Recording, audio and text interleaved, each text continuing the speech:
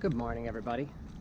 Got the big old extendo arm on the GoPro, so I can get a little bit more in the shot, but it also looks a little stranger walking down the street with this thing. And look who we got here. Hi, Pebbles. We got Pebbles back in for some boarding. So if you remember, I believe it was back in February of this year, did a board and train with Pebbles, and she's doing great, but the owners brought her back in for some boarding and a little freshen up, as I mentioned before in previous videos. Just because I'm only boarding doesn't mean I'm not still working with the dog. So, you know, it's a good chance for me to sort of clean up some obedience, anything that sort of slipped with the owner's training. I can kind of help refresh the dog back to where they should be. And it's pretty early in the morning. It's 7 o'clock. Beautiful morning out. And I've been trying to get out pretty early because it's back to school now. We're in the second week of September.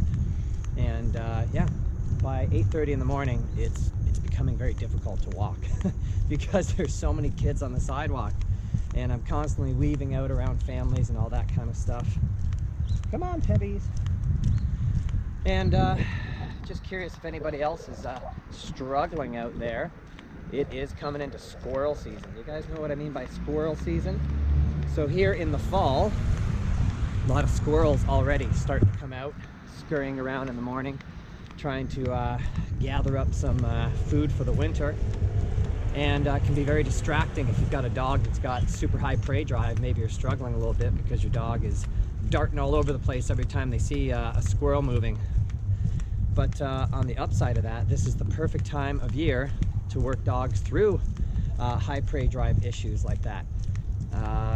You know, it's great. I like to freshen up our dog's recall.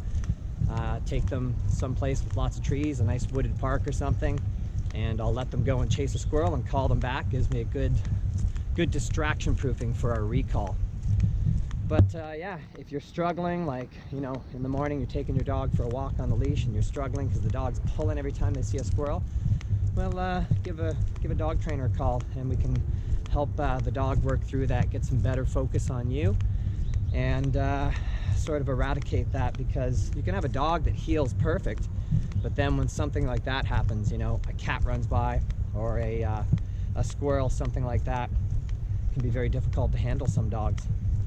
I've also essentially taught our dogs to just leave prey animals alone completely, which helps a lot because in the last few weeks I've heard a lot of owners telling me that their dog got sprayed by a skunk.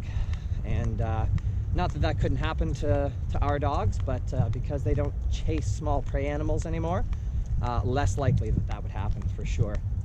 But it's a gorgeous morning out, and I'm gonna finish up my morning training walk with Pebbles here and put the camera away.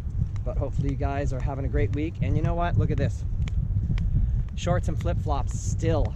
I'm gonna hang on until the day my toes are freezing because I want to get the most out of this summer.